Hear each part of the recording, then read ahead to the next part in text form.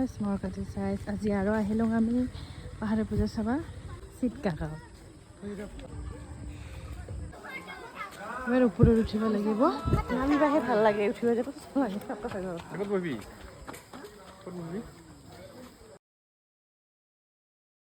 তো গাইজ দেৰি নকৰা কৰি উঠিব লাগছোঁ এবাৰ ওপৰত যিহেতু বহুত ওপৰত যাব লাগিব মন্দিৰটা ওপৰতহে আৰু এনেকৈ চিৰি আছে আৰু মাজতে বোলে চিৰিও নাই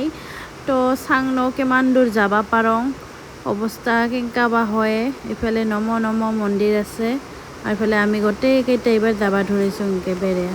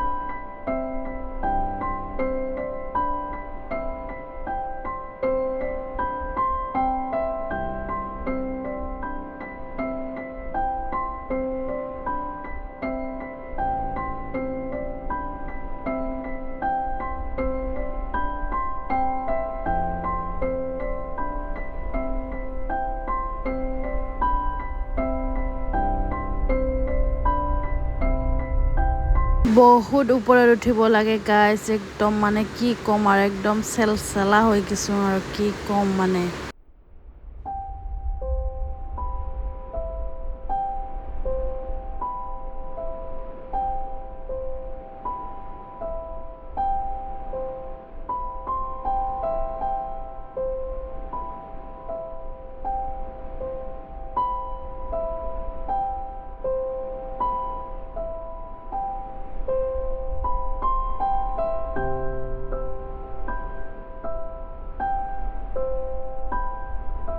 আমি মন্দিৰটো পালোৱে আৰু সেইফালে যে ওপৰত ঘৰ নিচিনা দেখা পাইছে সেইটাই হৈছে মন্দিৰ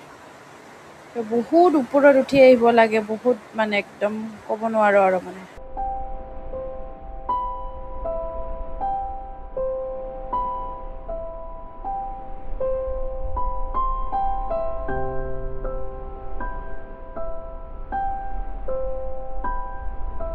তো ফাইনেলি মন্দিৰ আহি পালোঁ সেইটো দেখা পাইছেনে সেইটোৱে মন্দিৰ কিমান ওপৰত আহিছোঁ বাপৰে বাপ আচৰিত লাগে আৰু গাইজ মন্দিৰৰ দৃশ্য এইখিনি মানে দেখাই পাইছে এনেকৈহে আছে আকাৰে আৰু সেই যে সৰু ৰাস্তাখিনি দি আছে মানে ৰাস্তাখিনি দি আৰু মন্দিৰৰ ভিতৰত যাব লাগে একদম সৰু ৰাস্তা এইবাৰ আমি তলত নামি আছোঁ মানে কি কৰিম আৰু একদম ভয় কৰি শ্লিপ খাব ভয় লাগি যায় মানে